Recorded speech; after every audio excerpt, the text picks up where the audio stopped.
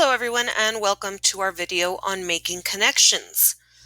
Before we get started with our notes, make sure that you have your notebook set up correctly. You should have your video visa ready to go on the left side of your notebook and your note taker ready on the right side of your notebook. Make sure you're following along and using the video to write your notes. In order to do this, pause the video to give you enough time to write. And then I do suggest rewatching the whole video at least once after you've written all your notes. This is just to ensure that you didn't miss anything while you were pausing to write and that you really grasp what the concept is.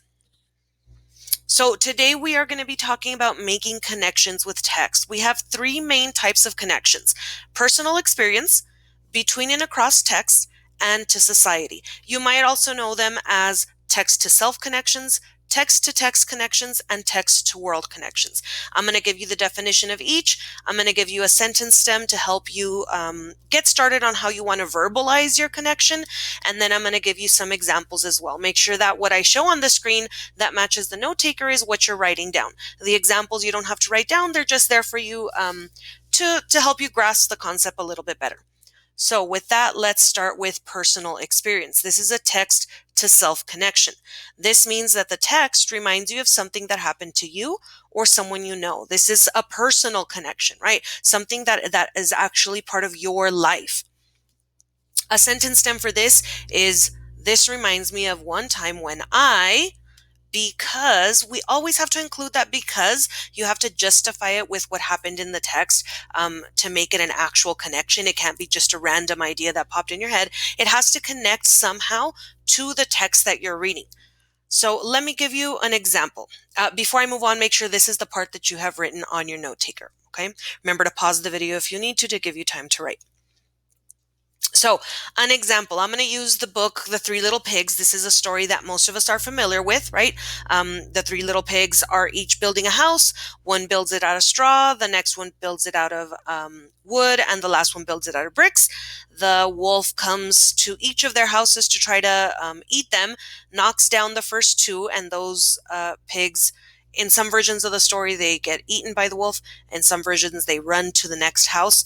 But in the end, they end up in the house of the oldest pig, who took his time and built his house out of bricks, and the wolf is unable to get in and eat them. In some versions of the story, the wolf leaves. In some versions of the story, the pigs actually eat the wolf. It just depends which one you're reading. But the basic premise is about the same. So a personal experience here would be, this book reminds me of one time that my little sister and I were building with Legos. I kept trying to help her with hers, but she kept telling me to leave her alone. Then, when we started playing with our constructions, hers kept falling apart and mine stayed together. She finally let me help her fix it, and then we were able to keep playing together. So this one is a connection on the building part, right? And the fact that the younger pigs didn't want to do the work like the older one did, same as in the story. In the end, the one that took the time and did the work right ended up being the one with the best construction. So this is just a very short example of a personal experience. Depending on your own life, you might have different connections to the text. So the next kind of connection is between and across text. This is a text-to-text connection. So this means that the text reminds you of something you read in another text or earlier in your current text. Like it says here, it can be between, that means two different books, or across the text. That means this part of the story reminds me of what happened earlier. So it doesn't always have to be from one book to another. It can be from a part of this book to an earlier part of the book that you just read. So just keep that in mind. It doesn't always have to be a whole separate book. A sentence stem here would be, this reminds me of the text, blank, because blank. So we're using, again, The Three Little Pigs, and this time I'm going to connect it to the book The Three Ninja Pigs. This is one of my favorite books. I really love, this is called a twisted or a fractured fairy tale, when they take a traditional story like The Three Little Pigs and make some changes. I don't want to spoil too much of the book, but obviously here they're ninjas, right? This book reminds me of the book The Three Ninja Pigs because both books are about three sibling pigs. In the second book, though, they're all ninjas and the ending is very different. Both books teach a lesson too. I left this a little bit vague because I didn't want to spoil the book. If any of you haven't read it, I suggest you do. It's a very entertaining story. But you'll see right away the connections between the two of them. Obviously, this was meant to be based on The Three Little Pigs, so there's a very clear connection between the two.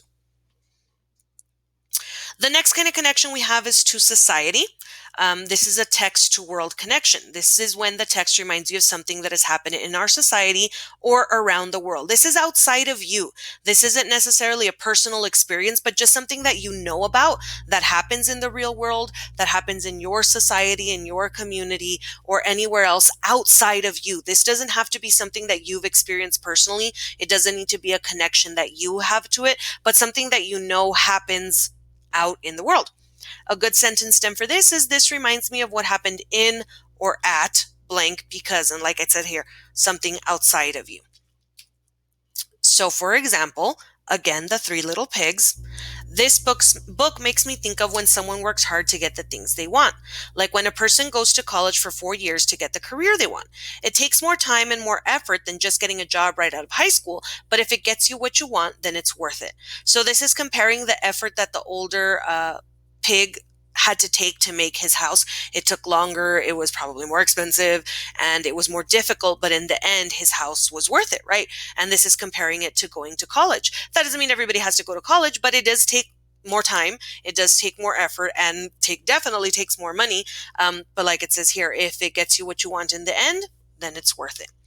So it's important to remember that these connections are all helpful to help you make meaning of the text. When you can connect the text to some prior knowledge that you have, it just makes your comprehension that much better. Remember, comprehension means understanding. So as you're reading a text, whichever text it is, think of these connections. Sometimes they'll come automatically. Sometimes you really have to stop and think like, how does this connect to something else? But anytime that you make those connections, it makes your comprehension stronger.